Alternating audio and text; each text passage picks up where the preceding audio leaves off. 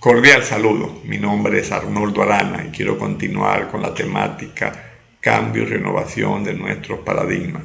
Y en esta ocasión quisiera conversar un poco sobre cómo nuestros mapas y paradigmas afectan y determinan y condicionan la percepción que tenemos en un momento determinado de la realidad y que finalmente terminamos viendo el mundo no como es, sino como somos nosotros. De tal suerte que nuestra forma de pensar, nuestro marco de referencia influye notablemente la forma como experimentamos la vida. Esos mapas, paradigmas y creencias que tenemos influyen en cómo estamos captando el mundo, en cómo estamos viviendo, cómo nos estamos relacionando con ese mundo, cómo gestionamos y enfrentamos la vida. Y muchas veces esas decisiones diarias están basadas en informaciones pues, que ya han sido almacenadas como verdades, pero que en realidad son una combinación de aprendizajes de datos recibidos en el contexto familiar o en la escuela, aprendizajes codificados a lo largo de nuestra vida, experiencias de hechos pasados, información que leemos, escuchamos y vemos por la televisión, por la internet. Como decía el psicólogo David Sola, nuestra forma de pensar tiene su propio soporte que la sustenta y condiciona. Lo conocemos como nuestro sistema de creencias. Y las creencias son las convicciones que determinan y regulan las pautas de pensamiento.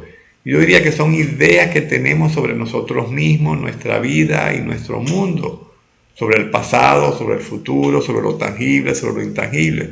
Y estas ideas actúan creando suposiciones, a veces hasta sesgos y prejuicios que determinan en muchas ocasiones la forma en cómo sentimos y pensamos y además condicionando nuestras actitudes y nuestras decisiones. Lo cierto es que procesamos el mundo no como es, sino como lo vemos a través de nuestras creencias, mapas y paradigmas. Y esa percepción de la realidad que tenemos no es simplemente una fotografía estática que en un momento determinado toma nuestro cerebro a través de los sentidos, sino que esa fotografía, una vez que captada por nuestros sentidos, se mezcla dentro de nuestro cerebro y dentro de nosotros con las emociones que experimentamos en ese momento, con los recuerdos que tenemos almacenados, con los aprendizajes pasados que quedaron codificados en nuestro cerebro. Y luego toda esa información se mezcla y surge entonces la realidad que tenemos, la percepción que tenemos de la realidad enfrente. Y yo diría que esto encierra una paradoja de que todo lo que percibimos y concebimos es necesariamente la consecuencia de nuestros propios modos y medios de percepción y concepción. Y esto implica un proceso adentro del cerebro de apropiarse y hacer suya la información que capta nuestro sentido del mundo externo.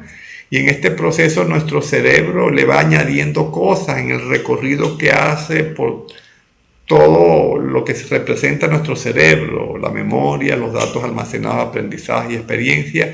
Y el cerebro termina transformando esa información que captaron inicialmente nuestros sentidos en algo diferente.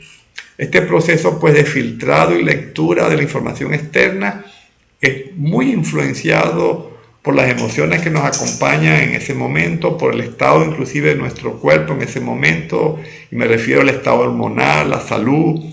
Es entonces pues que nuestro cerebro hace luego una representación interna de la realidad con base a cómo de alguna manera lo mezcla y lo transforma internamente. Yo diría que en este punto la reflexión importante es que nuestros mapas, paradigmas y creencias en ese sentido actúan como verdades a priori, en el sentido de que tenemos la tendencia a generar creencias que se autorrefuerzan y no se cuestionan, y basamos nuestros modelos en conclusiones que provienen de información que observamos y filtramos según nuestras experiencias pasadas, la educación que recibimos, la interacción que tuvimos con el entorno. Además, yo diría que no hemos cultivado el hábito de cuestionar la validez de nuestros mapas, paradigmas y creencias. Simplemente asumimos que son la verdad, que nuestras creencias obedecen a la realidad y que no necesitan explicación ni justificación, que son evidentes, son obvios y por lo tanto pues no admiten discusión ni cuestionamiento. de tal suerte pues que tenemos la tendencia a generar creencias que se autorrefuerzan y no se cuestionan.